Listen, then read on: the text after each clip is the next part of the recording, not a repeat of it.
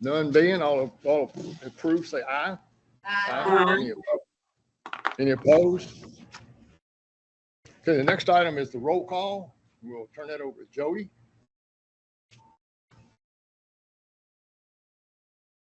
Did you hear that, Jody? Next item is the roll call. You want to do it? The roll call? Yes, sorry, I could not get off mute there for a second. Here I am. All right, if you are present, just say present. Dr. Okoji? Linda Duncan? Present. Julia Fisher? Present. Joanna Friels? Present. Rochelle Hamilton?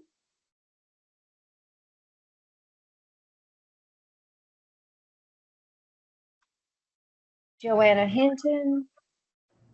Present. Vanita Murphy? Present. Brenda Rose? Brandon Rutherford? Present. David Webster? Present. Thank you. So we do have a quorum, right?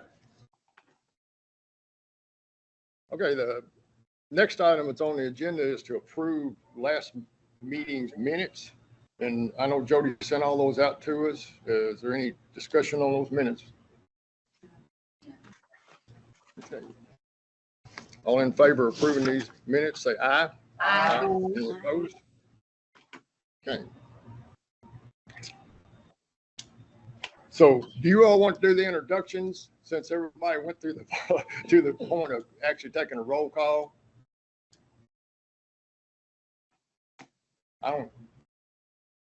Everybody I think knows everybody here. Yes. Okay. Okay, the next item on the agenda is the discussion of the site-based council policies and decisions. Mia? Mia, you got yours? Yeah. Yes. Hello. Mia, I will share a screen for you unless you would prefer to. If you wouldn't mind, that'd be great. Thank you. Okay.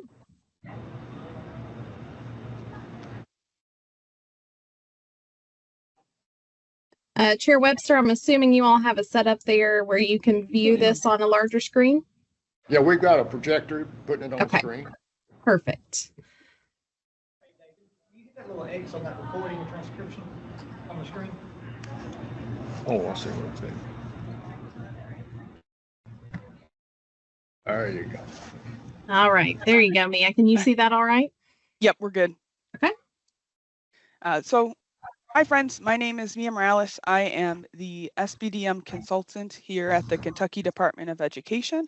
And I was invited here to just talk about SBDMs and local boards of education and how we can sort of work together to support student achievement. Next slide, please. Or can I have control? Okay, you got it. Thank you. So a little bit of history of SBDM. SBDMs were introduced alongside the Kentucky Education Reform Act, or KERA, in the 1990s, and they were designed to promote shared leadership among those working most closely with the students, so our administrators, our teachers, and our parents. And the primary responsibility of SBDM is to promote student achievement. So every policy that they make and every decision that they make, student achievement should be at the forefront. So who is on SBDM? It's the people that are working most closely. It's our administrators, our parents, and our teachers. So our SBDM statute, which is KRS 160-345, outlines the composition. So it's one administrator, 2 parents, and 3 teachers. That composition can be changed in a couple ways. So if we're increasing the council proportionately, then the council can add parents, teachers, and administrators without any approval of the Kentucky Board of Education.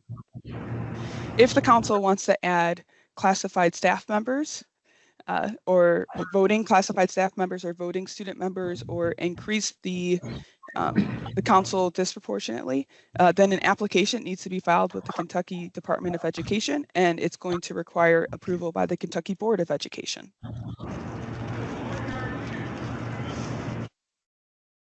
Chair Webster, do you mind if we hit mute on your mic there in the room and toggle that back and forth just so we can hear a little bit? Or close the door because the door is That open too. might help. Thank you. Just getting a little bit of feedback. So we are still working on finalizing our numbers from this year, but I just wanted to give you guys an idea of how many council members we have in our state. So we have over 7,300 council members in total, and broken up, it's over 3,700 teachers, 2,400 parents, 1,100 administrators, and 28 other. And the other are our classified staff members or our students that may be on council. So there's a ton of people that are involved in SBDMs. Our SBDM council members are required to be annually trained. So if they are brand new to SBDM, they've never served before, they require 6 hours of training. And the Kentucky Department of Education has created SBDM 101, which is sort of our flagship training, and it covers everything SBDM, everything that a new member would have to know going in their first year. Any subsequent years that they serve, they are considered experienced council members, and they only require 3 hours of training. The KDE has 4 different trainings available for them. So we have Rise to Proficiency, Roles and Responsibilities, Decision with Data, and Council's Role with Continuous Improvement. All those trainings are on our SBDM website, and they are for free. They just have to be led by a KDE endorsed SBDM trainer.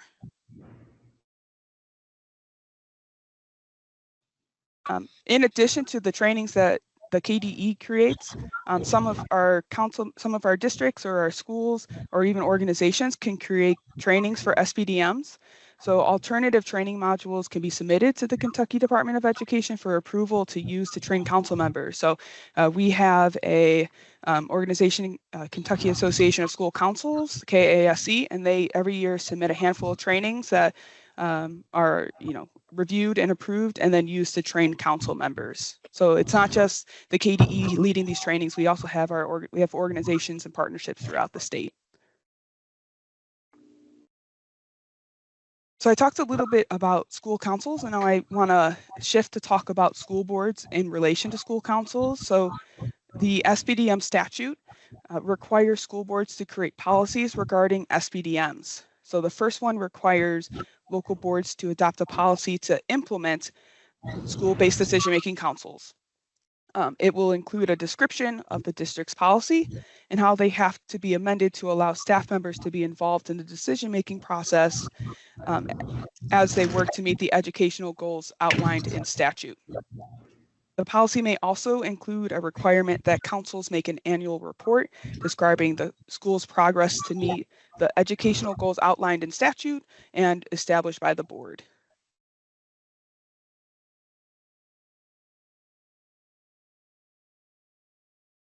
In addition to that SBDM implementation policy, there are several other policies that SBDM statute require boards to adopt. So there's a school budget and administration policy that includes discretionary funds, activity funds, maintenance, supplies, equipment, as well as procedures for reimbursement. A policy on how individual student progress will be assessed and what testing and reporting methods will be used throughout the district. A school improvement plan policy that includes the form and function of strategic planning, as well as the school safety plan and requests for funding. It must also include the format to use for planning and how school plans are related to district plans. They require a professional development plan policy. Next slide, please. Thank you. A parent, citizen, and community participation policy that outlines how parents and community members can participate in council initiatives and activities, as well as how personnel, parents, and students cooperate and collaborate within the school district. A policy on cooperation and collaboration within the district and other districts and agencies. A policy on waiver of district policies, record-keeping policies, and an appeal process policy. So all of these are board policies that are outlined by the SBDM statute that are required to be adopted by the local Board of Education. The SBDM statute also lists required policies for SBDMs to adopt. And I have them listed on the screen, but there's a few of them that I want to point out that have some overlap with board policies. So the selection and implementation of discipline and classroom management techniques, the selection of extracurricular programs, and the procedures for determining alignment with the state standard policies are all policies that share some overlap with the board's statutory authority. And so those policies that SBDMs adopt in those areas have to align with the local school board policies. In addition to policy making, SBDM councils are also decision-making bodies. So on the screen, I have a list of areas in which councils make decisions, and a few of them we've already talked about, like reporting on student progress and school improvement planning process. But I wanted to point out the number of persons per job classification. So towards the end, when I talk about just local boards of education and SBDM communication, I'm going to talk about staffing allocation and the role that both boards and school councils play in that process. So that number of persons per job classification, just sort of keep that decision area in mind. So we talked about councils, we talked about boards, let's talk about their connections, right? So they overlap in academics, right? Boards develop district improvement plans and school councils develop school improvement plans. They overlap in student behavior. Boards adopt discipline codes for the district, and the council sets and implement discipline practices for the school. They also overlap in facilities, right? So boards decide how buildings are used after hours, and school councils determine the use in school space during the school day. So now we get to the communication aspect. So how we can improve those communication processes between school boards and school councils. And we could just sort of begin by opening that line of communication between school boards and school councils to start fostering an environment of trust and collaboration. You can develop and have a process in place to share information between councils and school boards to keep everyone informed on what's happening and focus on student achievement.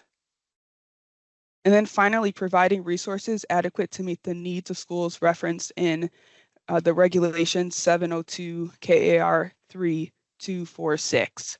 So this is the staffing allocation policy that was, regulation that I was referring to earlier. And so the local school boards adopt a staffing allocation policy, and that outlines how many certified and classified staff are allocated to each school based on projected full-time equivalent enrollment. The councils then, after they sort of get that allocation, have the authority to decide the number of persons per job classification. So if we're in a high school, they would get to decide we need, 5 English teachers, 5 math teachers, et cetera. Or if they're in an elementary school, we need 5 first grade teachers and 6 second grade teachers. So improving that communication to make sure that there are adequate resources to meet the needs of the school as referenced in the regulation itself. But that is what I have. If there's time for questions, I'm happy to take any questions, or my contact information is on the screen. I do have a question, David. So my question is, and make sure I understand about the allocations, because some people say it's only the principal, but it's actually the whole council that decides where those allocations are going to be, whether it's going to be a reading teacher or, how many 5th grade teachers. So it's actually the council that makes that decision? Yep. Okay. And then there was one other thing, but I'll see if it comes back. Thank you. You're welcome. Oh, yes, I know what I wanted to ask about the discipline. Can you go over that again? Like exactly what is their role compared to the school board role? Yeah, so let me.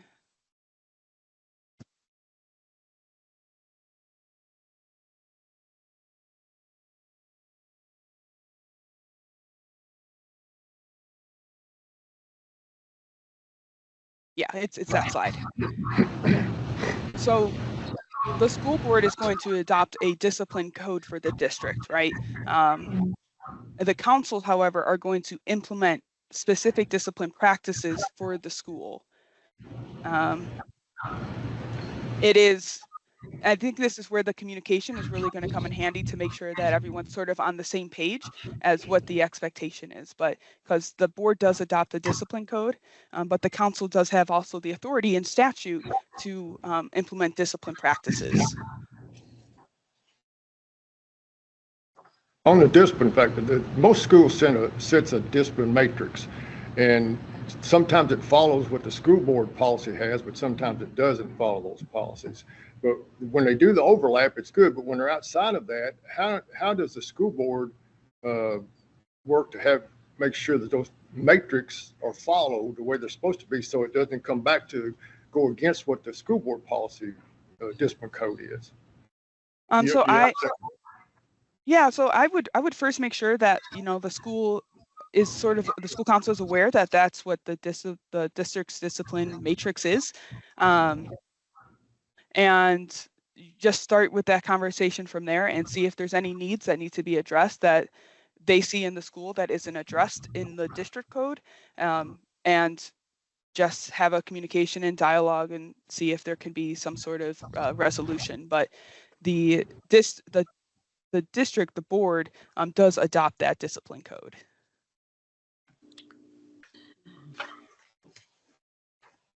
Yes.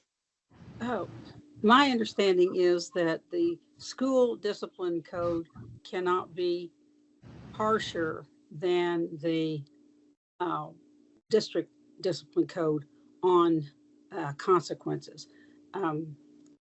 It can't go rogue and make up different consequences for things that are harsher than what has been outlined in the discipline code. Is that right?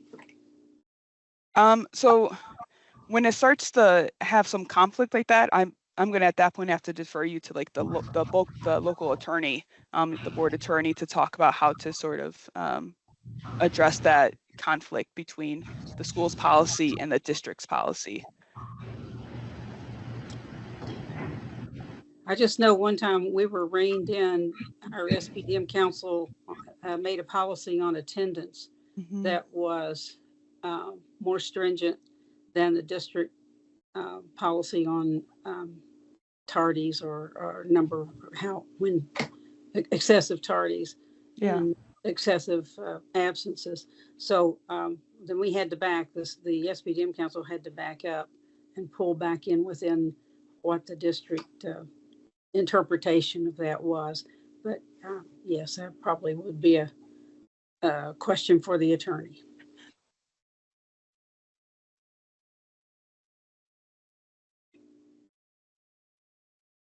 To the training point that you made, I know that you said that, I know Kay, you all furnish training for site-based councils, and then there's some staff members that'll actually do training. But the question I have, how do you know that the site-based councils are getting the training they're supposed to get if you all don't give it to them? How do you know that a local person in the office is giving it, but they're getting what they're supposed to have? So every year we endorse trainers. So every year they, in the spring, and we're putting together the training right now, and they come together and we sort of outline the expectations for training, and they are, you know, honored to support that. And every year we get we get information of the SPDM's training from each district. So we are also able to confirm that everyone is trained because they are required to have all of the training done by November 1st.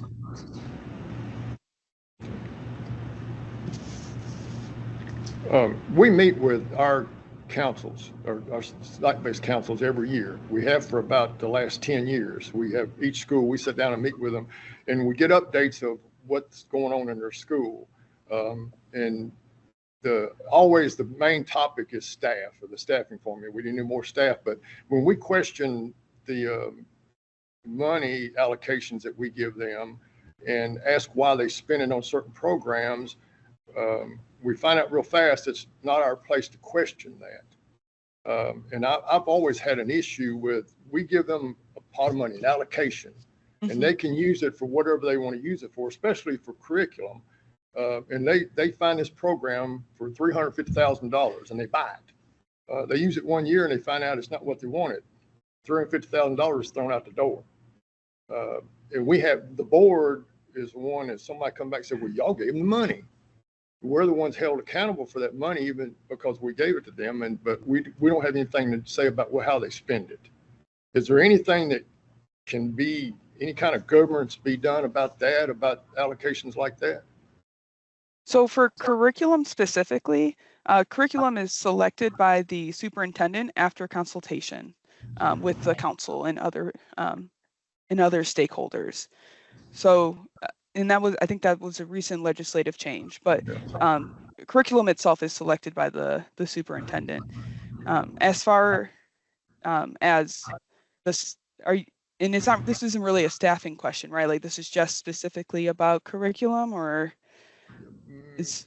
Yeah, about the money, about the allocations we give to them. We have no oversight to that. Once we hand them that allocation, it's theirs to do with what they want to do with it. And we hear, I mean, I'm not going to speak for them, but I hear things from the community about why the school spent this money for this, and there's nothing to show for it.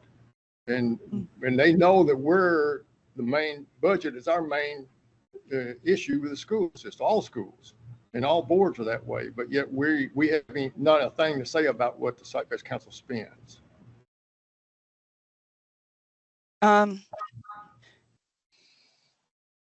Yeah, I mean, I would start with that. You said you meet with your councils regularly, so start with that dialogue. But as far as oversight, like I only provide sort of guidance of what is in the statute. So I would check with your like budget policies and everything and make sure that those are being followed. But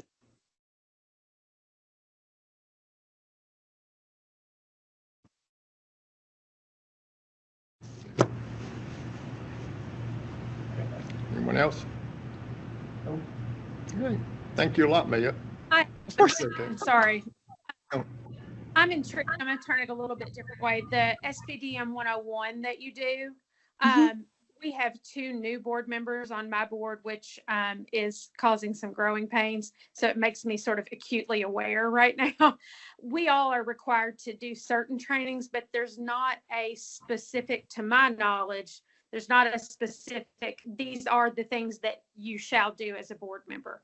Is that something that exists beyond the training that we're doing, but just that specific, I'm walking into my first meeting and here is my job? Does that exist in the school board world? In the school board world, I'm not sure. I'm only familiar with SPDM. Brenna, go ahead. Thank you.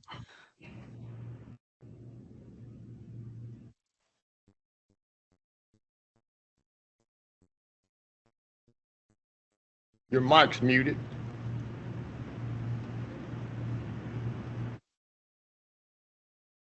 Okay. Okay.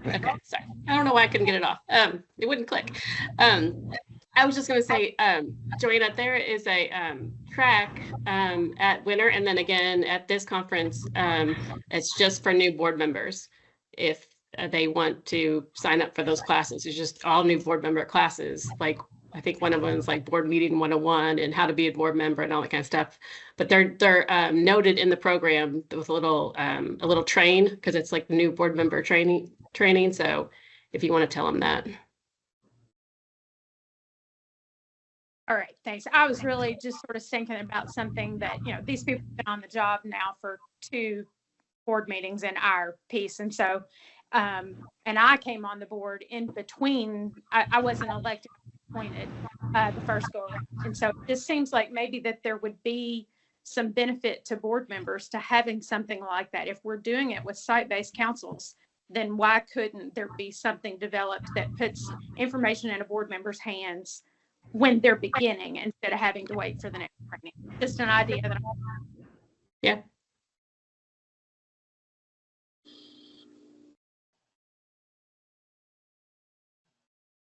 Anyone else? Okay. Thank you, Mia. Thank you for the information. Yeah, and if you have any other questions, my contact information is on the slide, and I'm happy to answer them. Next item is the Kentucky United We Learn with Sarah Snipes. Well, good afternoon. Sorry we can't be there with you all in the same room, but appreciate the flexibility and hope everyone is safe wherever you are and staying warm. I wanted to hop on with the encouragement of some folks and discussing with Chair Webster, wanting to make sure we got this agenda item addressed, as I think we've had to skirt around with some rushed agenda items in the past two meetings. So wanted to give you all a really what I believe is an important update on Kentucky United We Learn, namely reimagining our assessment and accountability systems, and know that this impacts each school and every district across our Commonwealth in various ways and stages at this point. And also the town halls that our team has been attending with the commissioner and Dr. Stafford, who is a director in our Office of Assessment and Accountability, to keep you in the loop of that work as it evolves. Just want to anchor this conversation around the moonshot. This is the goal that has been set by a diverse group of Kentuckians, about 60 individuals, parents, community members, students, educators, and legislators who have joined together to really form an inclusive group who are striving to design a new assessment and accountability system for Kentucky. So they came together after years of working and set this goal to say that to build a prosperous Kentucky, we will launch an accountability system that is meaningful and useful to all learners. I will say that took a lot of wordsmithing, but one word that I want to draw your attention to in particular is prosperous. That was very intentional in thinking about what we have seen in trends of economic growth and development in the future, and preparing for a much more prepared workforce in our graduates as they leave our K-12 systems, whether they be career or college ready. As you may be aware, or need some refreshing of our big ideas within the United We Learn vision. We heard over 1,000 Kentuckian voices back under the leadership of Commissioner Glass in 2021 during a virtual listening tour across the state, many themes of their experience in Kentucky's education system and what they hope for the future. And from all of the information that was gathered, you could distill that into three big ideas. Kentuckians wanted more vibrant learning for every student, wanted to accelerate innovation, in particular around accountability, and have more collaboration with our local communities. So I want to give you a little look back into where we've been since 2021. I mentioned that listening tour and the early groups of folks who joined together to do that listening and sense making. Our L3s, our local laboratories of learning, were 18 districts who launched in local teams, local coalitions to start to problem solve around their own local challenges with assessment and accountability. And from there, we've launched that council who's had a focus on reimagining accountability. In the last year, we've moved rather quickly. It's kind of one of those go slow to move fast efforts. 4 prototypes have been developed. All along the way, community feedback has been sought out. So that's come in the form of town halls, surveys, council meetings, and other opportunities and connections with local districts. Now we're on our Framework 2.0, and actually we're going to give you all a chance to see that tonight and give your own input, which will go directly into shaping Framework 3.0, which we hope to have Kentucky Board of Education endorsement on in the next month or so. Where we're going, we are wrapping up our town halls. KEDC next Thursday is actually our final town hall. If you are in the area and want to be at KEDC in Ashland next Thursday from 5 to 7 p.m., you are more than welcome. If you know folks in the area, we would love to see them there. That the commissioner will be there along with Dr. Stafford and our team, who will go over the framework and get input from the crowd that is there. In 2026, it is the goal to make a recommendation to the General Assembly for approval. However, I will say that conversations are already happening to shape and continue to iterate on this work. We have had 6 representatives at a recent Kentucky United We Learn Council meeting, and they have been very active. Representative Tipton, Senator West, and many others have been involved in this work for quite some time. Want to give you some context around Vibrant Learning. Some of you may be familiar with Deeper Learning as a grant through your regional co-ops came and worked within your schools for the last 2 years. Vibrant Learning is very synonymous with that, but at the department, you'll most often hear us mention Vibrant Learning because that is part of the Kentucky United We Learn vision. Want to contrast a little bit here, this black and white picture that you see, just to illustrate for you some examples and non-examples, if you will. So many of us have a shared experience, and this is not to say any of these instructional models are bad or good, it's just different. So to think about a student experience day to day in your schools within your district. A lot of us have had an experience where we are in science class. Our core content standards center around pollinators. And so we read from a science textbook about pollinators, about their impact on their environment and their ecosystem, and then summarize that writing in perhaps a written response and or show that we've understood that content in a multiple choice format on a test. This picture from a school within the Commonwealth does show you an alternative experience. Same content, thinking about pollinators at the elementary school level, a core content standard within science. And these students are also learning about the impact that pollinators have on their ecosystems. However, they were asked to do an in-depth study of pollinators to develop their own pollinator garden within their school community. And so these students worked with their local Board of Education to actually, in schools, to actually advocate for additional funding so that they could keep this project alive for fifth graders year after year. Another example, learning about our human body systems. Some individual reading throughout, thinking about the necessary vocabulary connected to our human body systems. Usually ending in a sort of assessment that looks very much like a traditional test, multiple choice or written response question, perhaps a research project as well. This is a photo, again, from another Kentucky school with our students. As of late, these students were posed with the question, what is happening in McKenna's body?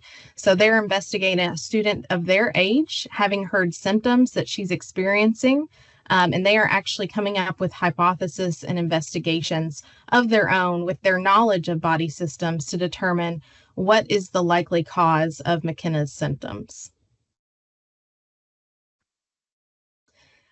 And one final example here, the book you see here, the novel To Kill a Mockingbird, thinking about, I know from my own high school experience, thinking about and writing an essay about what it means to be a hero and wrestling with the characters in this book and their arc over time and what it means for them to be a hero. Students in the Commonwealth, however, are also engaged in this novel now, but thinking of an alternative experience where they are collaborating together to think about this concept of being a hero compared to the Jim Crow South, and creating an advocacy week video for their school to think about the parallels between a historical context and their experience now as youth in their own community. So thinking about those different examples that our students are having daily across the state, wanted to lift up this example of vibrant learning experiences that the Kentucky United We Learn Council has created. This, I do want to lift up that this definition was created by that diverse group of members from across our state, those teachers, those students, those family and community members. What we did first with that group was take them to schools across our state. We did visits to Eminence and Fayette County and Floyd County and others around our state. And when we came back together, we created this definition based on what we saw. So the tagline here is simply vibrant learning would be learning that matters to the student. To me, to put it simply, it's that learning that my kid, my stubborn 13, quiet son will sit down at the dinner table and talk to me about, right?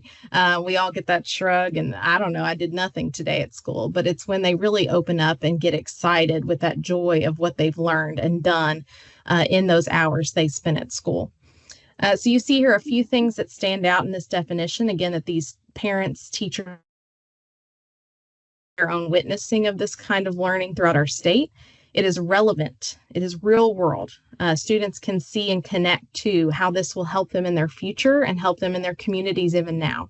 It's authentic and joyful. It honors who they are as humans, the cultural wealth, gifts, and interests that they have, and culminates in some sort of personalized product. So just to draw back to that example of the pollinator garden, you can clearly imagine the students' ownership of that.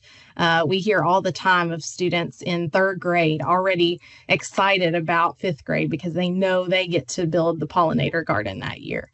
So it's building that personalized product that's unique to each student. You'll also hear in our Framework 2.0 for accountability some reference to the Kentucky Portrait of a Learner. Just to remind you, the Kentucky Board of Education adopted in 2022 a statewide portrait of a learner. This is not mandated. It is meant to be a model. And so you'll see here the competencies, the knowledge, skills, and dispositions that students should know and be able to demonstrate upon graduation. This model is actually derived from a collection of local district portraits of a learner that started as early as 2017. And so bringing that group of districts together, they collaborated and worked together to find some alignment. And that's what you see here in this example. Really, the Portrait of a Learner is meant to showcase a broader set of skills that goes beyond, although doesn't exclude, our academic content. So we know rigorous academic content is at our core. You see that represented in our empowered learner competency, but we know that if we are doing our due diligence to prepare students for life outside of our K-12 system, P-12 systems, that there are certain durable skills that they need to succeed and to thrive. 140 districts, actually more than that likely at this point, have either developed or are developing a local portrait of a learner. So these look very similar in some ways, and they look very different in some ways. So every community has a discussion together with their local board members, their parents, their teachers, students, and others to sit down and come together and think, what does our community value? What are those skills that they will need to be successful in our community and in the world? And they've developed their own portraits of a learner. Want to just connect back to our moonshot here with all of the context that I've provided. Keep in mind that the ultimate goal is to pull these efforts together to think about a prosperous future for Kentucky, and in doing so, and to do that, launching an accountability system that is meaningful and useful to our learners.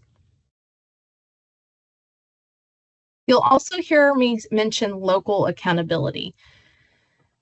This is a quote from Dr. Brian Kreisman. He's the superintendent out of Fleming County. He has been working on local accountability for quite some time, and I think his quote here defines it best. It is a system by the people, for the people that it serves. What we've seen in districts around the state who are trying this very new thing, local accountability is quite novel and new in many, many ways. It restores and strengthens bonds and trust between districts and the communities. I cannot tell you the number of local Chamber of Commerce who have built such strong, solid connections with their community. I know we brought a little bit of this to you all in our last meeting, and it continues today. We are learning from these models. They are learning from other models. In many ways, Kentucky is blazing the trail across the United States when it comes to local accountability. And they're relying heavily on each other as districts who collaborate together to figure this out. And just a note here that we're truly in a movement. I mentioned at the beginning, 18 districts, L3s, started that journey. They came together in local teams to decide what their communities wanted from the school system and how are they going to hold themselves accountable to showing their community that they were making gains in those areas. And that goes beyond traditional academics. So if a school if a community wants transparency around operations and facilities, in addition to the academics reported in the Kentucky Summative Assessment, if they want reports out in the number of students who have access to extracurricular activities, That might be another value of that community. We've seen communities value the percentage of students who graduate with industry certifications. So values differ based on community, based on region, based on need and time. So local accountability systems are a way to expand what it means to think about student success based on the desires and values of that community.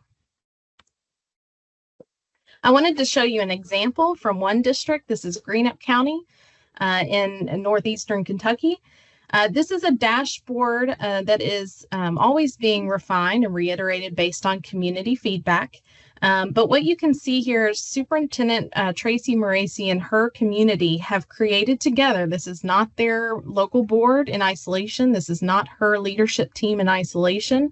This is truly a community effort. This is the local doctor, a parent, students, and so on. Those folks have come together to create this dashboard that adds transparency around those community values. So this is reported quarterly throughout the year and is public now on Greenup County's website. I will just add some other examples. You can go to Shelby County Schools, Logan County Schools, Greenup County, Fleming County, just to name a few. All of them have public-facing websites where you can explore their local accountability dashboards. So here at a glance, this is one of their pillars. Gold standard students is something their community cared about. But notice that it's not just their test scores. Their community wants to see how they're reaching students with special education services in a more transparent way. They value certifications that their students earn. They continue to want to be involved in knowing about their graduation and their attendance rate, and thinking about student survey results. So this was something that was very important to that community as well. We want to know from the students how they feel about their local school experience. So this is just an example, a snapshot of their local dashboard that lives outside right now of their school report card and district report card, but is valued tremendously by that community. I want to lift up Tracy, Superintendent Moracey. She actually released her public dashboard the same day as the Kentucky Summative Assessment scores 2 years ago, I believe. She wanted to release that purposefully on the same night and got input from her community, and they said, this matters more. So I thought the overwhelming response from her community was saying, this gives us so much richer information. This gives us information that we care deeply about. Not that test scores don't matter, but seeing this dashboard created by the community for community really had an impact there in Greenup. I want to pause there just before going in the framework and see if you have any questions about vibrant learning, portrait of a learner, or local accountability.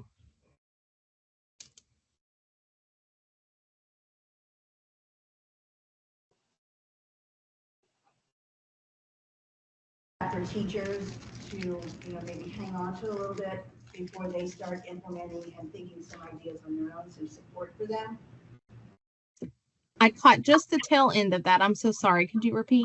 That's okay. I was thinking about teachers and implementing vibrant learning and having maybe some ideas, some guidance, some PD.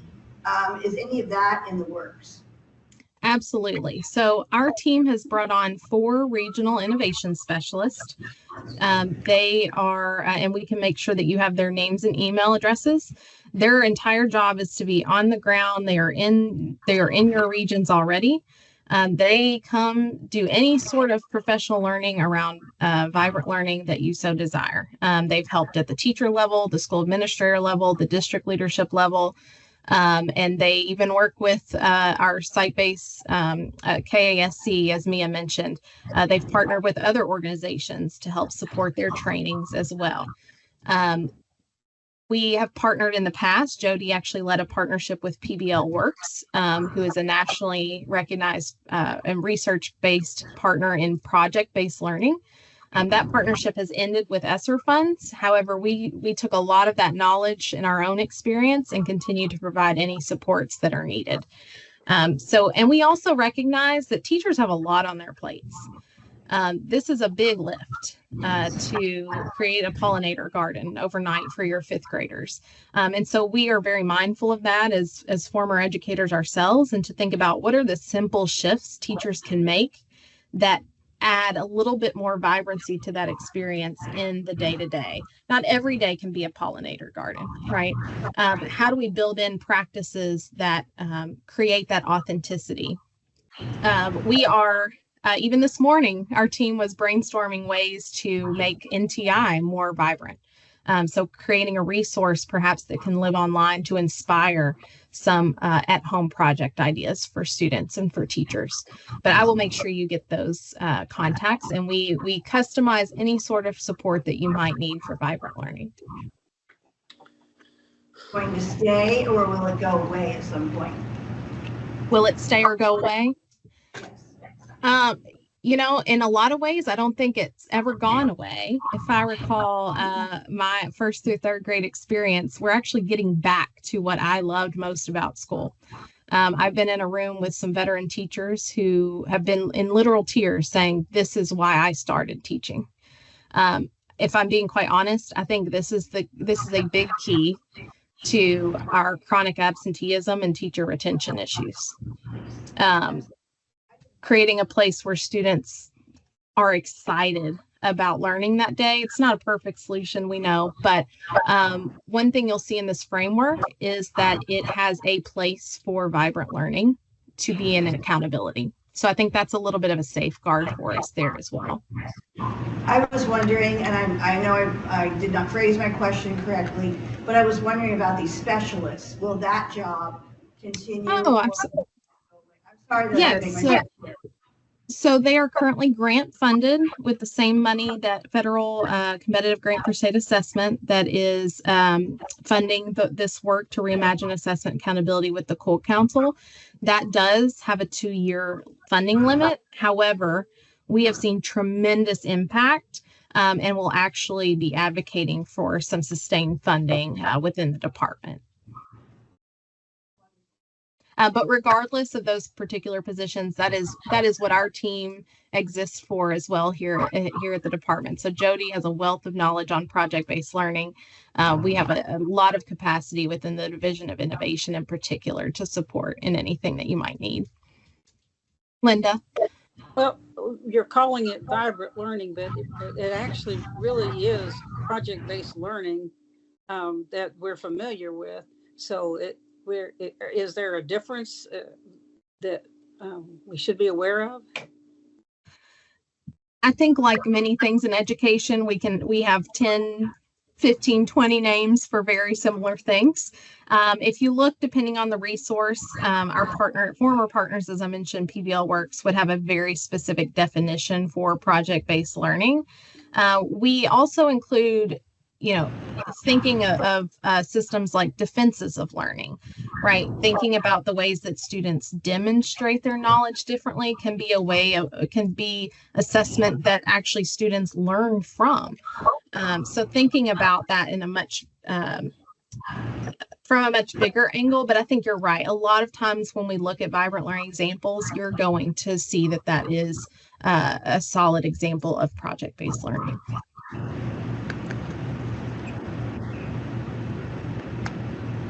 All right. I will definitely open up for more questions, but in particular, I would love to get your input in this final section here around the framework itself. Wanted to center, first of all, thinking about two things, assessment and accountability. So as you all are likely aware, assessment and accountability, while they're interrelated, they are two different things.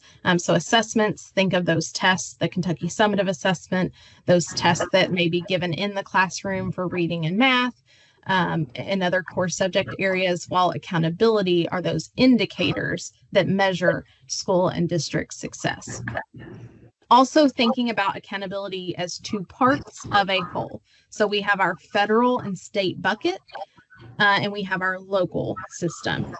There are some design elements that were kept in mind for this framework. One, we heard from people that we want to streamline the federal requirements. Currently, Kentucky goes above and beyond what is federally required in assessment and accountability.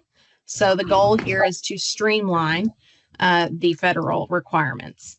This does include identifying comprehensive school support and improvement, CSI schools, TSI, targeted support and improvement, and ATSI. So your additional targeted support and improvement schools as part of a federal requirement. And the other goal here is to provide timely instructional data. So as I'm sure you all have heard before, and we are keenly aware, our current assessment system does not allow teachers to intervene in a timely way based on that instructional information. It is not very helpful for me as a 6th grade teacher to know in October how you did in the spring on your state test. So wanting to keep that in mind as we design, how do we get information, meaningful information, back in the hands of teachers as soon as possible? That local system, thinking about as much flexibility as possible to assess our students, customizing the needs to meet your community, and collaborating across the board.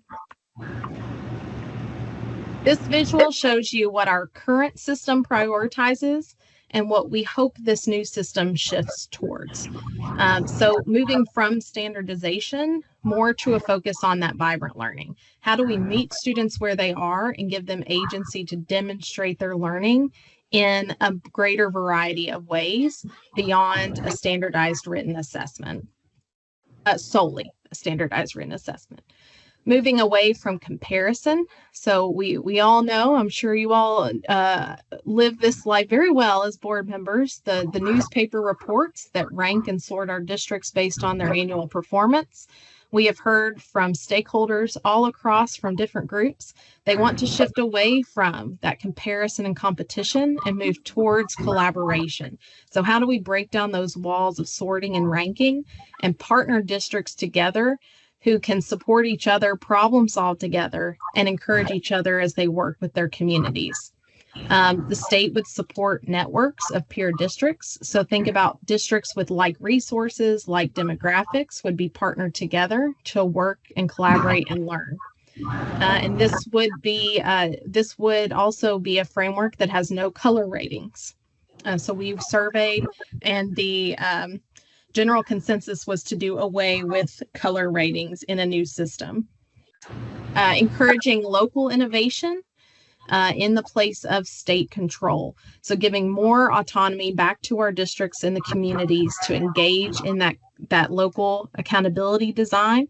However, there would be some guardrails from the state level that would give you some local choice within some shared assurances and requirements across the state.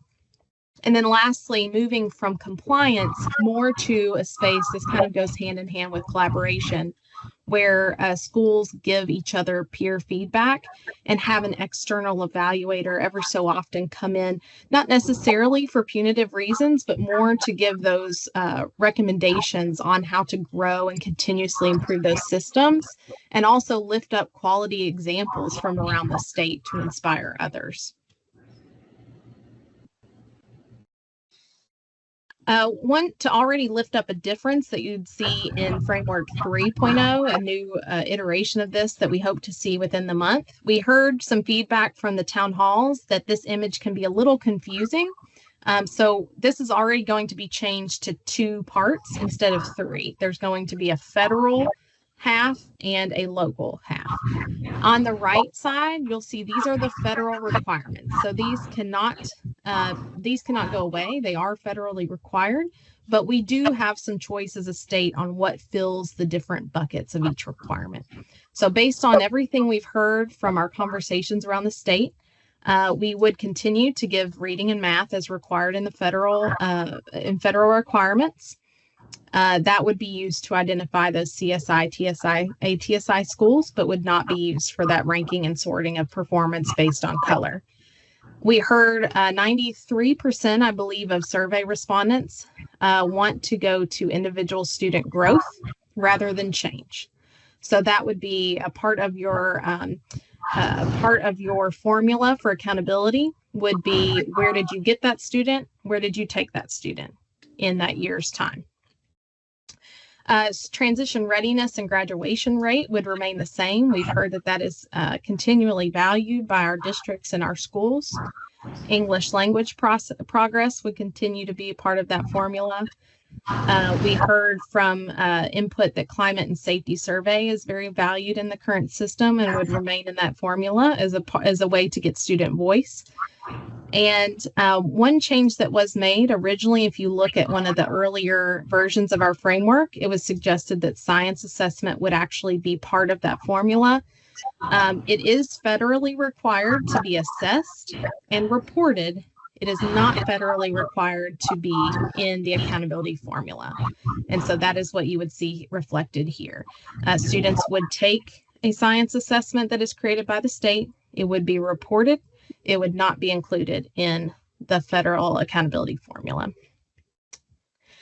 Districts could, however, choose to include that in their local accountability system if they desired to do so. So on the left-hand side, these are your local system choices and what your local accountability system could be composed of. The top left are those shared assurances where districts would be required to have this element, but there's some choice in how. So social studies and writing is not federally required. The thought here in this framework is that the state would develop social studies and writing assessments that a district could use, or they may choose to develop their own. The social studies and writing assessment developed by the state would look very much like what we're familiar with our standardized assessments. However, a district may wish to create their own performance assessments or competency-based assessments in social studies and writing. So several of those examples that I showed at the beginning used as a form of assessment with rubrics and other kind of criteria around local success in social studies and writing. And then that would be reported in that local accountability system. Vibrant learning experiences, as we've talked about, would look a lot like reporting locally on your defenses of learning, students participating and being successful, demonstrating in front of a public panel what they have learned and the knowledge that they can demonstrate within an academic year. Thinking about work-based learning experiences and internships, student-led conferences, capstone projects. That would be, in this framework, a required component of your local accountability system, but again, choice in what that is exactly. And then lastly, within that required but with some choice components would be interim assessments. So we've gotten feedback as we've done these town halls. Originally in the framework, it was written that the state would develop put out an RFP and work with a vendor to develop an interim assessment that could give teachers data in the fall, winter, and spring. We've heard input from superintendents and others around these town halls that they would actually love an opt-in approach to this. So what could it look like in Framework 3.0 that we'll get later this month to have a choice, an opt-in? Districts could either take the state-created, state-paid-for version of an interim assessment. Students would take that in the fall, the winter, and teachers would immediately get that data back to utilize in their classrooms to make decisions. And then they would have that regularly scheduled spring summative assessment for reading and math. The alternative there is a district could opt to keep their own. We know that you as boards and schools have invested a lot of time and money in STAR, iReady, and MAP. And so some districts want to hold to those systems and those assessments. Right now, it's been discussed that the framework would note that would continue to be funded by the district if that was the choice of that district. So state paying for, asking in legislature for an interim assessment, or districts choosing to keep and pay for their own interim assessment. The state's interim assessment would be aligned to that spring KSA. And lastly, the local measures that would be unique to every district. These are those examples I brought up earlier. If a portrait of a learner is a priority for a community, indicators around that in their local dashboard would exist. Some communities lift up things like engagement, student attendance, culture and leadership, facilities and operations. So any of those local priorities that could be reported on locally in your system that would be completely of choice to the local community. And that QR code on the screen, we'll make sure you get a link to it. There's a technical details document. It's not all that lengthy. Actually, it's about 2 or 3 pages that go a little bit more into detail about the frequency of those assessments, what grade levels, so on and so forth. And lastly, just want to show you, we know that this would not be a turnkey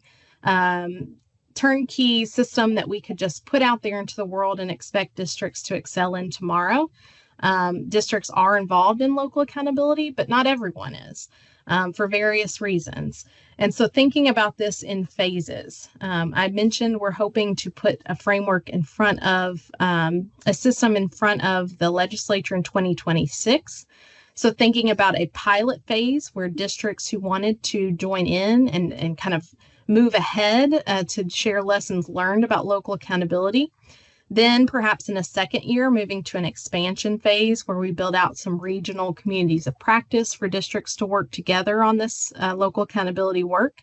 And then finally moving into perhaps around that 27, 28, 29 school year where we have a statewide active network established for districts who have developed their local accountability systems. So I want to pause there. One thing that I want to just give you an opportunity is just to reflect perhaps on some wows and wonders that we will make sure we take to the future design conversations. As I mentioned, once these town halls wrap next week, the KDE team and any partners that are involved in refining this framework are back to the drawing boards, putting together a framework 3.0 based on all of the input that we're hearing. So we want to make sure that we give you a space and a chance to contribute to that conversation.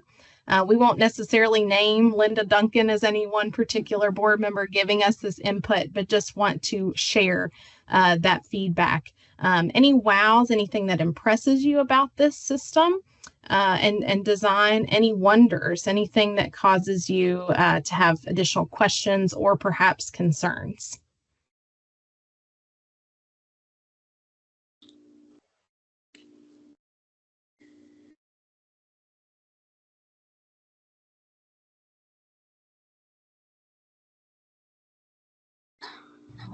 Any questions? Okay, you all. I just wanted to comment on the assessments at the beginning and interim and then a summative at the end per child.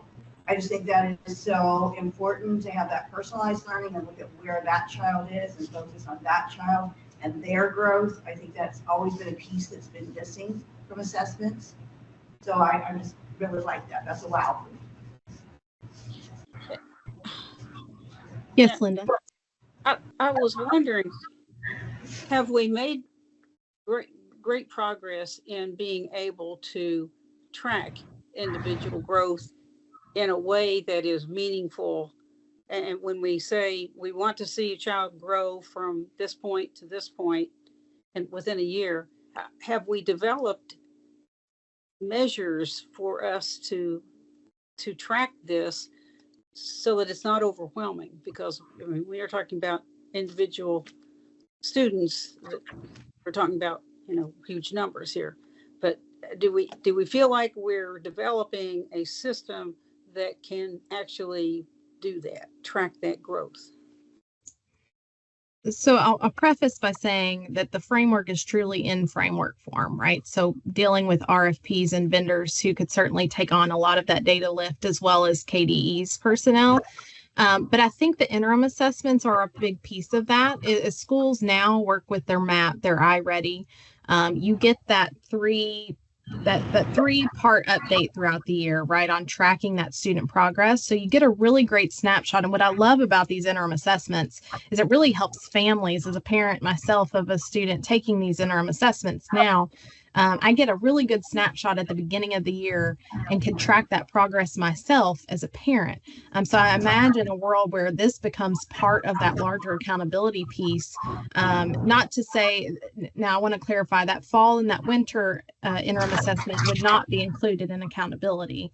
However, it would certainly help educators have that actionable data earlier in the year. So that would all be tracked through that interim assessment system.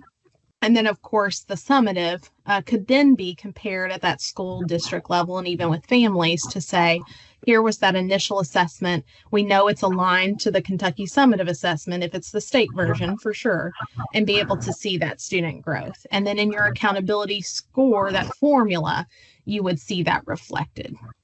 Okay. So are you saying there are outside entities that will be gathering this data for each student to give to the teachers?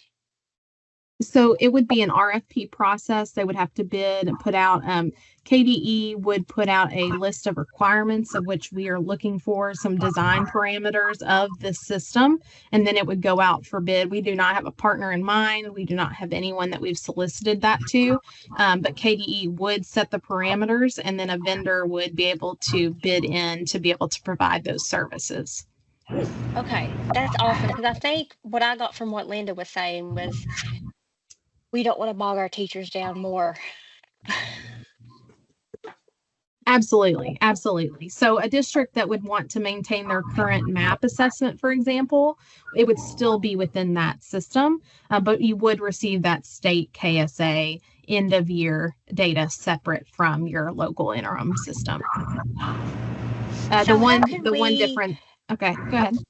Go ahead. I'm sorry. So how can we convey to our parents how important this data is and to become involved in it? Because even though we do map data and have done it for many, many, many years, and our districts put it out there, the parents don't seem to think it's relevant or important until you sit down and talk to them. So how can we get them to buy in? That's a great question. And I've certainly opened it up to others who may have a positive experience. I think one of the things, Rochelle, that we're seeing in communities that have gone through this local accountability transition, let's take those defenses of learning, for example. So even as early as 5th grade, having students come in to a panel and their parents and a community member and their teachers are sitting there and they're presenting what they've learned that year. There are, I believe, a Shelby County parent, I saw a video posted on social media. I mean, he was just in shock. He said, I've never known so much about my own child and his education as sitting in that room and just hearing him talk about what he's learned this year. I think that really opens the door to have more meaningful conversations about the nitty-gritty details of that academic performance that really encompasses all that child is as a learner.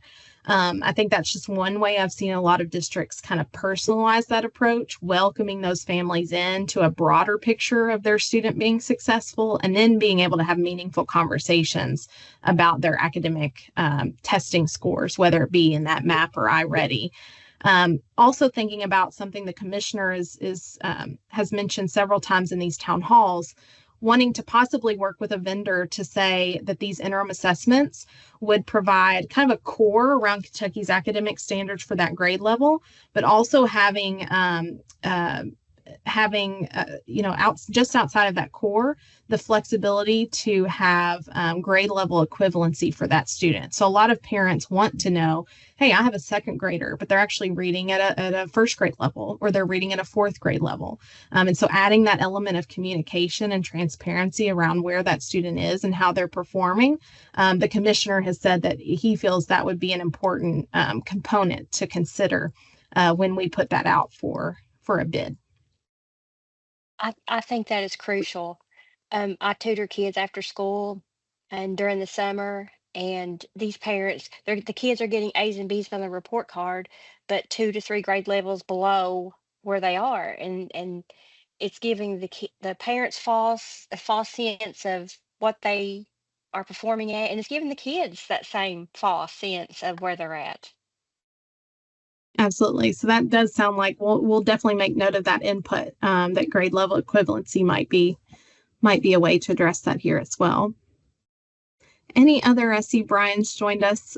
He is the man of the hour with the legislative session, and I know a priority for you all to hear from. So want to be sure that he's able to have time with you. But any other input around what you've heard so far on Framework 2.0?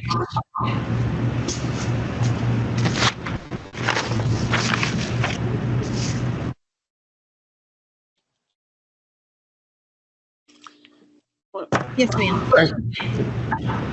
I'm just hopeful. It's very hopeful to see us take such a practical look at the meaning of assessments and to be able to broaden what we expect from our kids rather than all just the reading and math things, and to be able to look at the bigger context of what they're learning. And I'm just very hopeful. Get away from the comparisons, focus on the individual. I think, boy, we are really heading in the right direction on this, and I appreciate all that work. Thank you for those comments. It's been a labor of love for sure, with a lot of input. I'm actually very excited when something is officially out there in the world that the legislators are working with us on in that General Assembly moving toward 2026, that it really does reflect the input of thousands of Kentuckians. So that's very exciting for us to look forward to. If you have any questions or if something strikes you later, I will make sure that in our recap, Jody gets you a link to the website where you can explore those resources a little more deeply. You can even watch a recording of one of our town halls. As I mentioned, next Thursday in Ashland at KEDC from 5 to 7 p.m. Anyone is welcome to attend that town hall. That will be our last stop before we really buckle down and revise based on all the input that's been received. So if you have anything that occurs to you, don't hesitate to reach out in an email. We'll make sure that your input is passed along in the design process. Thank you, Chair Webster. Thank you. Thank you a lot, Sarah. Next is Brian Perry. He's up to tell us all the interesting things that happened at the Capitol.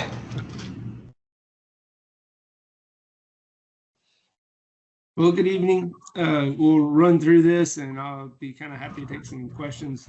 So I'll just start off kind of broadly and give a kind of a high level update. So it's been a pretty busy session in terms of bill filings. This was the final week for bills to get filed in both chambers. An overwhelming number got dropped in the last week. So we're still catching up on some of those. Yesterday was the last day for bills in the House, so I did not add any of those bills on here, but we might talk about one or two of them if you want. It's been a pretty slow start to the session, really. A lot of bills have been filed, but in terms of bills starting to really move, haven't seen a lot happen in that space so far. That will obviously pick up a lot over the next couple of weeks as we get near the concurrence days. All right, so just want to make sure you had a kind of an overview of the schedule. This is a 30-day short session. So really, we've got 2 or 3 more weeks of legislative action. Then we'll have the veto days, and then we'll come back and wrap up on those final days of March. So and their sine die is set to be the 30th. We will, or March 28th, I'm sorry. So we'll all look forward to sine die as normal. Can I get the next slide? And I think most of you all at this point probably know this, but just in case there's any new members that are new to this process, the first link there is the link to the session calendar and the committee schedule. In terms of the committee schedules, I apologize if you hear squeaking. I am single parenting right now, so I have the dog cooped up with me to stay out of trouble because she's still a relatively new puppy.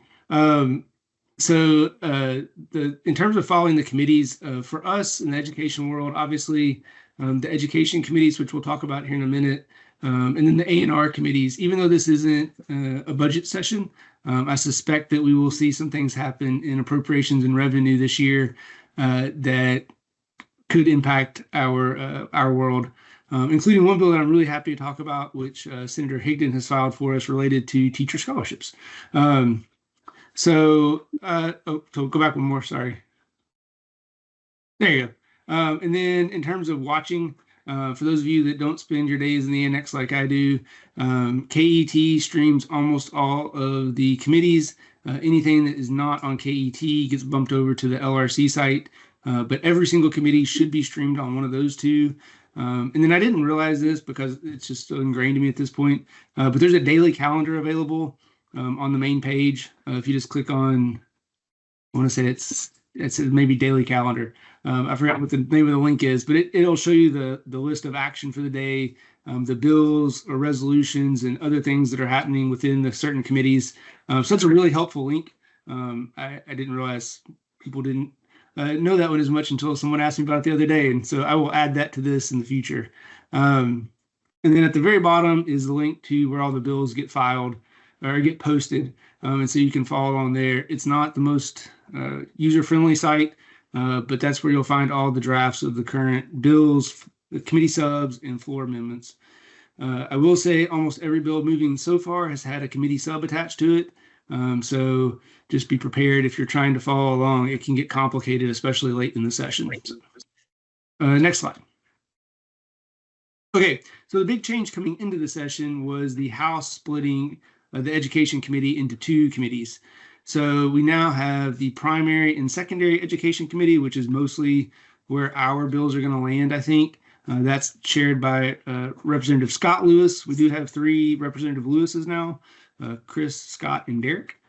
So just keep that in mind. He is a former superintendent from Hancock and Ohio counties. We are really excited to see him in this role. We've worked with him in the past couple of years since I've been around on a lot of different stuff. So very excited to see him in that position. He will be co-chairing his co-chair will be Mike Kleins out of Northern Kentucky. He spent his career as an educator in the Diocese of Covington school system. So very well versed in education, and it has been a pleasure to work with so far in his new position. Meanwhile, we also now have the Post-Secondary Education Committee, which Chair Tipton, who we're all familiar with as being the former chair of House Education, will be the chair of that committee, and his former vice chair of Education, Representative Baker, will follow him over into that role. So we have seen a few of our bills already land over here, specifically the ones that deal with EPSB. So a couple of things in that world have already kind of landed in post-secondary. So it's going to be interesting to see how this works in the interim. Typically in the interim, the education chair of the House and Senate split the agendas. So they each got a month, every other month, to set the agenda. So I'm not sure how that'll work going into this interim, but we'll see. So next slide, please. So we won't run through all of this, but just for your information, you may want to see if your local reps or senators are on either of these lists. These are the committee member lists for each of the main education committees that I think we're going to be working with. So next slide. And there are a few changes from the past years. We have a couple of new members on both committees. In the Senate, Representative Reed and Rawlings are added, and the House has a totally kind of new makeup. All right, with that, let's jump into the bills. And I apologize, I'm a little scattered today. I literally have been in the annex and meetings all day, so haven't had as much chance to, and that's a good problem to have. We're getting involved in a lot of conversation, a lot more conversations than we have the past couple of years that I've been in this position. But it has not given me as much time to read all of the bills. So with that said, we'll jump in, and I'll be happy to talk about as many or as few of these as you would like. There are a lot of them, and this does not include all of the ones that dropped this week in the House.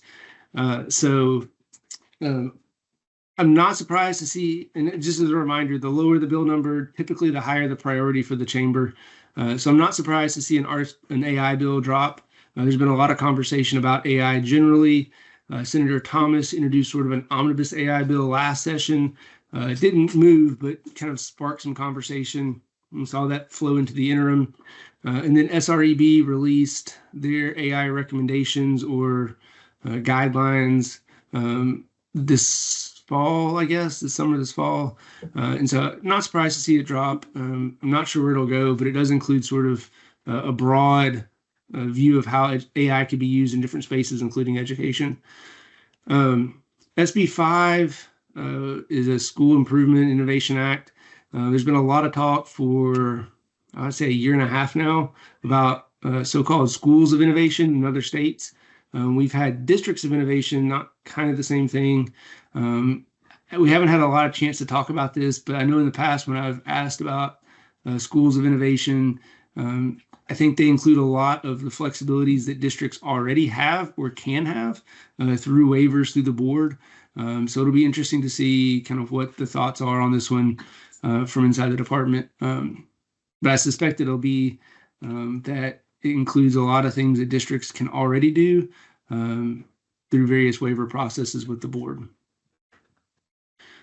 Senate Bill 6 is trying to include in-kind cost to the total seat number, but not include them in the calculation. Again, just dropped this week. Haven't had a lot of conversations about it, but that's broadly what it does. As we've had the last couple of years, we have a, sorry, trying to keep the dog out of trouble here. We have a couple of bus safety bills. Not sure if either one of those will move anywhere. We have Senate Bill 73 is one of several bills that I kind of group all together in terms of misconduct and anti-grooming, that sort of behavior. That one has moved a little bit and may move some more before it's all said and done. We have several bills related to Senate Bill 116, the Women's Bills of Rights. Obviously, conversations we've heard the past couple of years in various forms, also sort of related to some of the DEI language in some of the bills. So one that you all need to take a look at is 131, Senate Bill 131. That is focused on local boards and changing a number of things. It's a small omnibus is how I put it. It covers a couple of different topics related to local boards. So if you haven't already, please do take a look at that one. Senate Bill 142 is one of a couple of bills we've already seen drop about English language learners. This has been a topic of conversation since last summer. Representative Jackson from the Bowling Green area has been sort of driving that conversation. We've had several meetings and conversations about it in a couple of different ways. One, how those students are or should be included in the accountability measures and trying to give them essentially more time to become a full part of the accountability system. And then also supports for districts in educating those students and recognizing the cost to districts to do those programs. And so we have a couple of bills on those that specific group of students, and 142 is one of them. We're going to see several DEI bills again this year. So you see Senate Bill 165 there. Likewise, just as we've seen the past couple of sessions, there's a couple of bills related to mandatory vaccines and requiring vaccines for different things. So you see those two there. Senate Bill 181 is one we actually worked with the sponsor on early on. She was interested in doing some anti-grooming legislation. We had a chance to connect with her, and we kind of talked a little bit about what some other states have done. It's pretty difficult to define anti-grooming. And so the bill that she filed is real focused on the telecommunications part. And so we'll see if this gets amended along the way. It also includes a few pieces related to House Bill 300 from last session, which, if you remember, sped up the process for complaints made against certificate holders. And so we wanted to make sure that we were thoughtful about the fact that some of these anti-grooming the grooming situations come to light as the investigation takes place. And so I wanted to make sure that there was space within that statutory language that you didn't have a situation where a case got dismissed as something was coming to light because you'd hit this sort of artificial timeline deadlines. Senate Bill 207 is sort of related to, or is directly related to Senate Bill 5, includes some public school innovation. It's solely focused on schools that have been in CSI status for some number of years. I think that language is also included in 5. It just pulls it out here. Senate Bill 213 would allow for essentially like an early graduation for students that are 16 and have completed the GED. Senate Bill 253 is the one that I was mentioned earlier that I'm really excited about. So Senator Higdon filed this for us. So back in November, the KWIB changed the top 5 demand sectors for the state. And in doing so, they added education for the first time. This is a pretty big change because it opens the door for the Work Ready Kentucky scholarship money to be used for education pathways. There's a lot of caveats though. First, the Work Ready scholarship was really created with CTE pathways in mind. So focused on those careers that have an AAS, an Applied Associate of Science, or lower certificate, diploma and certificates that allow for entry into the field. Think nursing with an RN degree, which is an AAS degree. Then you have lots of degrees below that. You have the LPN, which is the diploma, and then like the SRNA, which is the short-term certificate. Anyway, that's really what the Work Ready was focused on. So this is the first time we had a top 5 demand field that is a bachelor's only field. And so you can't become a certified teacher in Kentucky without a bachelor's degree. So we in KIA, who administers that particular all the scholarship programs, we all sat down the other day with the senator and kind of talked through all of this. And I'm very excited to say that 253 really reflects kind of the dream scenario, I think, from the education perspective, in that it would essentially allow for a student to get their bachelor's degree in education with no loan debt. So completely paid, the tuition completely paid for. Obviously, it's a long way from the finish line, so don't get too excited just yet. It also removes all of the strings that are currently attached to the existing teacher scholarship, which is a conversion. So, if you get the existing teacher scholarship, I think for each semester you receive it, you have to teach 1 year in a public school in Kentucky, or it converts to a lump. Excuse me. The Work Ready scholarship has none of those strings attached to it, right? So the example I've been giving people is if you use the Work Ready scholarship to get your RN at Henderson Community College, you can drive across the river and take a job in Evansville. It's 10 minutes away or something. There's no requirement to work in Kentucky for any amount of time, anything like that. So really pushing for that change to take place. I don't know if that'll stick. We may end up seeing some sort of service repayment requirement added along the way, but it's a very good start. Very excited to see the conversation kind of start with the best case scenario for us on the education side. So 268 is related to virtual programs. There's a couple of these bills. It's all related to one district. You may have heard conversations about this in various spaces. This bill would prohibit the department from interfering for a year. And we have a bill that caps the enrollment on the House side that I don't think made it on the list because it dropped yesterday. So kind of two competing ideas, similar but somewhat different. I think we'll continue to have a lot of conversations about virtual programs. I think that the scenario that has happened or is playing out has really sparked a lot of conversations in both chambers, kind of from different points of view. But raising some interesting questions about things like class size for virtual programs and whether that should be the same as brick and mortar, some other things related to that. So essentially, should we govern virtual programs identically to the way we do our brick and mortar classrooms or not? So I think we will continue to see some talk there, hopefully through the interim. So we'll see.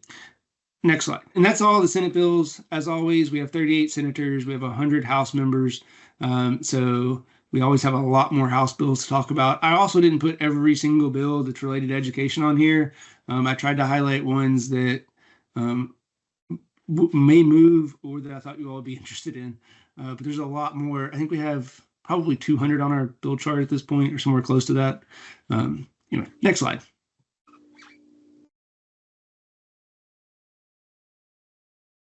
Your next slide. Oh, there it is. I was going to say, I hope I put some House bills on here. All right, House Bill 14 has been moving. It would allow a district, it's permissible, it would allow districts to implement a wearable panic alert button. I don't have one on, but it does look like our badges, if I can find mine. It's basically just like my badge, except it has a little button on it, and you press it some number of times for different events, and it alerts the proper folks. And I think it includes like a mapping of the school. So if the button's pushed, the first responders can pull up a blueprint layout of the school building. So House Bill 36 is Chair Tipton's teacher misconduct bill. This is kind of, I think, the third year for this bill. If you remember last session, it actually got out of both chambers, but did not make it to the governor's desk for action. It got hung up in concurrence late in the session. I don't know what the issue was there, but hopefully this is the year we see this bill get across the finish line. As always, we recognize that the vast majority of teachers across the Commonwealth are outstanding.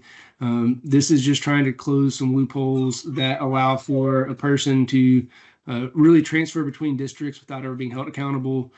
So trying to make that happen. House Bill 44 also has moved some. It's a choking prevention bill. So it would allow, again, permissive, it would allow districts to purchase and use these anti-choking devices, I guess, in conjunction with the more traditional methods like the Heimlich maneuver. So 48 is a bit of an omnibus red tape reduction bill. It includes quite a bit of things in it. One, it changes the PD schedule and moves the PD schedule to a further apart timeline, I think once every 4 years. It has a couple of things in there we're trying to get cleaned up along the way.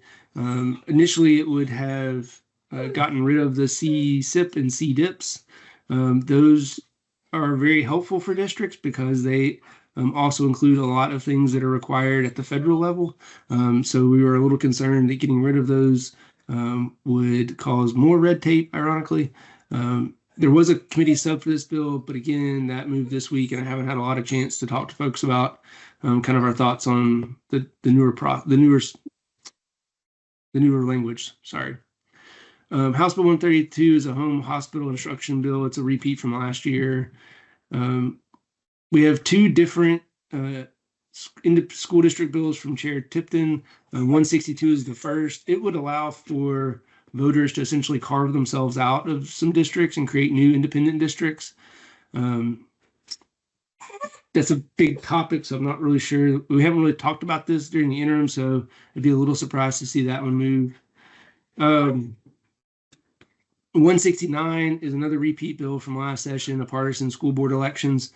That did not get any traction last time, and that was with then Leader Thayer as one of the sponsors and one of the proponents. So I don't think we'll see this move this year.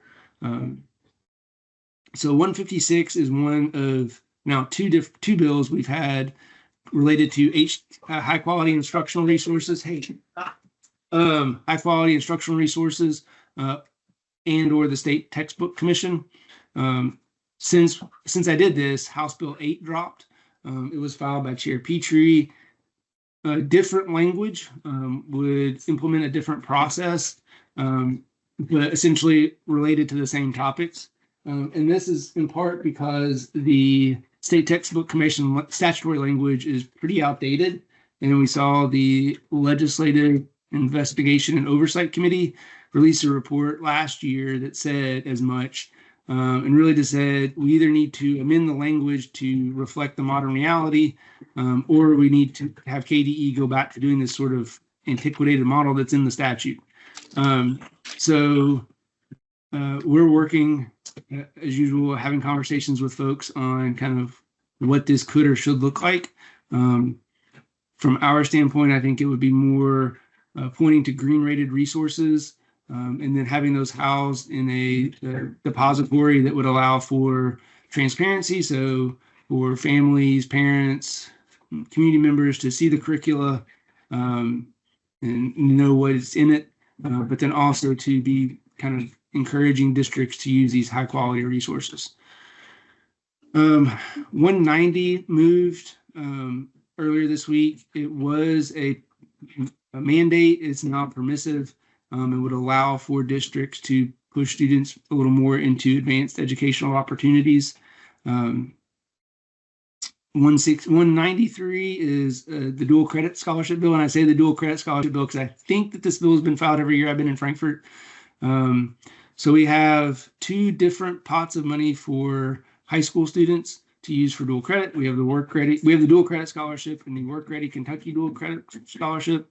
We've been trying to, I say we, a lot of people have been trying to merge those for a number of years to make it simpler on students and families to understand exactly what the scholarships can cover. We have a couple of bills that would relax the rules on carrying concealed weapons in school buildings, and 204 is one of those. Next bill, or next slide, please. All right, I'm not going to run through all of these because I think there's still another slide on top of this one, and I know it gets to be a lot. 208 is essentially a cell phone ban bill. So this is one that we again have been talking about for most of the interim. Was definitely expecting this one to drop, and this one is a bell-to-bell ban. 240 is a kindergarten holdback bill. So if a student is not reading on grade level by the end of kindergarten, they would be required to repeat kindergarten again. There is an age out, and I want to say it's 7. So if a student is 7 by August, I believe, then they would not have to repeat the grade. Trying to look at just see which one you all might be the most interested in. So 241 is the one that everybody was waiting for, I think, or a lot of districts were waiting for. This is the one that sort of addressed the issue of districts already hitting the cap on NTI days. So 241, again, picked up an amendment that will allow districts to amend their calendars to go from 170 days to, I think, 1062 hours. It would also give the commissioner authority to grant up to 5 calamity days if at the June 4th deadline, the school was not able to meet that 1062. And then it also would allow for districts to get up to an additional 5 NTI days as well. So that one was one that has had a lot of conversation. I will just mention to you all that there's a lot of conversation generally about NTI. I think we're getting a lot of questions about some of the quality of NTI. So just be aware that people are paying attention to that. So 298 is moving us back to annual identification of CSI. That changed, I think, 3 years ago to go to every 3 years. This takes us back to annual identification. Also would mandate those high quality instructional resources for schools identified as CSI.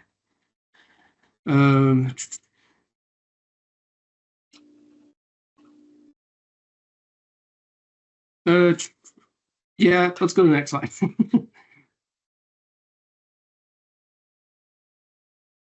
I think there's one more, maybe. Yeah, sorry, my cursor is Maybe you're fine. on a lag here.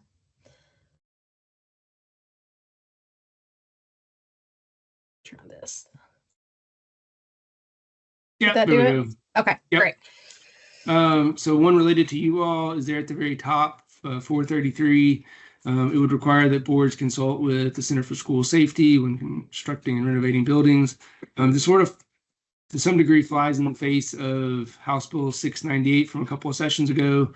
They gave districts the authority to essentially go at it on their own on construction and take KDE out of the process. So not sure what kind of reception that one will get. We, again, haven't had a lot of conversations about a lot of these. There's been a couple of different bills, and I just put this one on here. 434 to kind of highlight some of these, but there's been a couple of bills addressing compensation for teachers during non-instructional planning times. So just be aware that those are out there. I thought 440 would be one you all might want to be aware of because it pertains to House Bill 563 from a couple sessions ago that opened the borders with the non-resident enrollment. This one would allow for part-time non-resident enrollment and also prohibit non-resident tuition.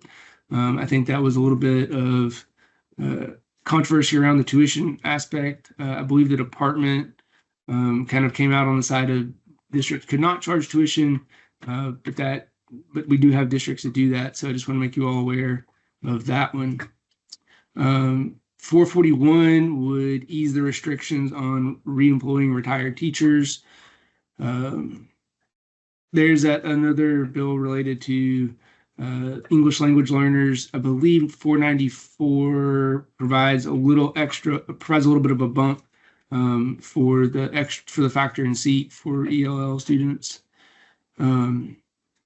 528 is a repeat bill from last year. That's kind of an anti-3 queuing bill. We have several bills related to full day kindergarten and preschool. 598 is one that is kind of a new idea that I had not seen proposed before, but it would require an external critical incident investigation anytime a student or a person was injured or died on a school property or on a school trip. So there's another board bill at 607 related to allowing moral instruction. Not 100% sure what that means because this hasn't been heard yet, so I haven't heard more about that one. Again, another immunization vaccination bill there in 647. We have a couple of bills related to a sales tax holiday that would include school supplies at the beginning of the year. And then 653 is one of a couple of bills we have related to performances, events, or programs that are harmful to minors. Again, a topic that we've seen in bills in the past few sessions. And then at the bottom there, 661 is kind of hard to see, but would allow passenger vehicles to transport students. And I think that's all the bills that are on here. Again, doesn't include a lot of the House bills that dropped yesterday. Of those, I would say House Bill 8 is the one you'll hear the most conversation about. So with that said, I'll be happy to talk about anything else. I apologize again for being a little scattered this evening. It's been a long week.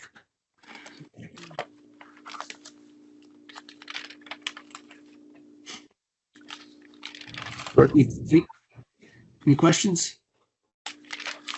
If not, there's my contact information.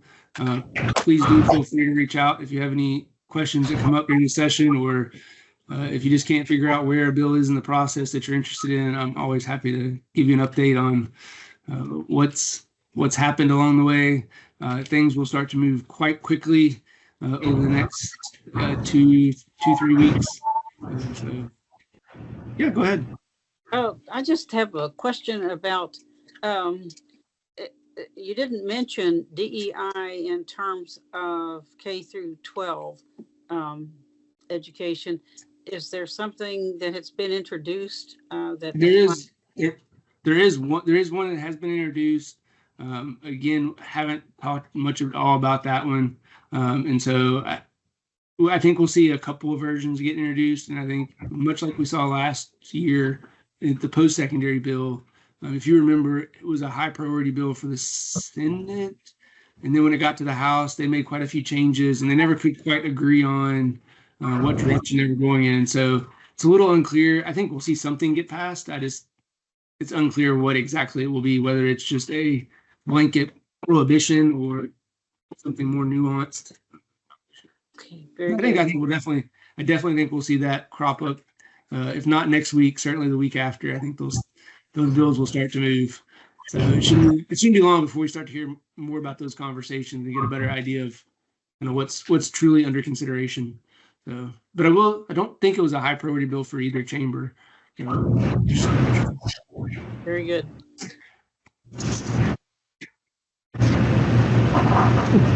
Thanks, Brian. Sure. Okay, we've passed our 2-hour time limit, but the last item on our agenda is to open discussion or feedback about tonight. Anybody have any topics they want to talk about? I would add, if you have a topic that you'd like to see put on for future discussion, you can present it tonight. Anything you'd like to add to the agenda?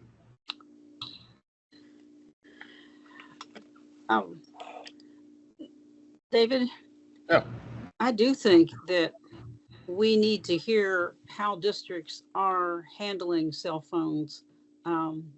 It'd be nice to hear success stories or frustrations that other districts are having, and how they're managing cell phones in schools. And I do wish we could listen to what people are doing. I should have mentioned that cell phone bill does allow for instructional use. And I know a lot of school districts handle it different ways. I know one school district in particular is the student goes into the school, they have to put their cell phone in their locker and they cannot get it out till they get out of school in the afternoon. They don't have it in their possession at all during the day. Some of them take it up in the classrooms. And I don't know if Sarah or Jody, either one, could get her some information about how the school districts handle their cell phone policy, but it would be interesting to see. I think it would help us to listen to that. It's something we're all facing.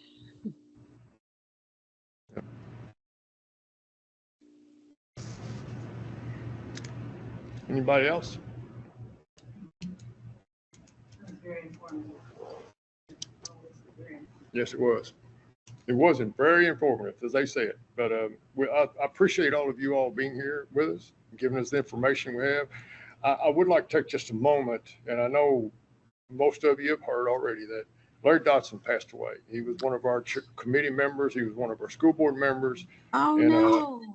And he was a very, very good friend of mine. And we spent a lot of time together on KSBA's board, plus just in our conferences and stuff. And I mean, I know his family would appreciate all of our prayers for him. So. Oh, my goodness.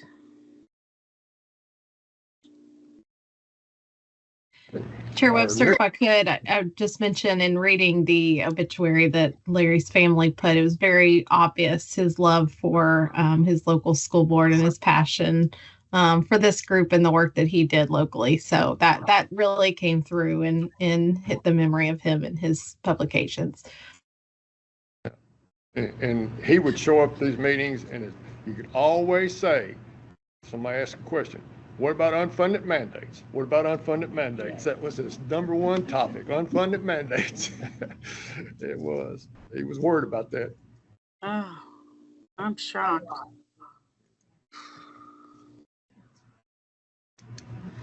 All right, our next meeting is at Griffin Gate in Lexington on July the 11th and 12th. Is a conference. That's the summer leadership. I'm guessing we'll meet Thursday night on the 10th. Is that right? Yes, from 5 to 7. Okay. If you'd like to put that on your calendars.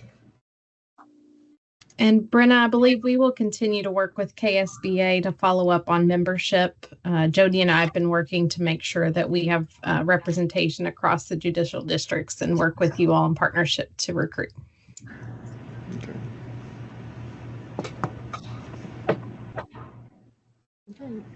Anything else?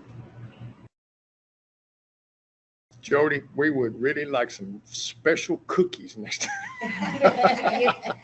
You can email me your request. The bakery's open. Okay, if there's nothing else, I'll entertain a motion to adjourn this meeting. Thank you so much. Thank you. Thank you all. Thank you.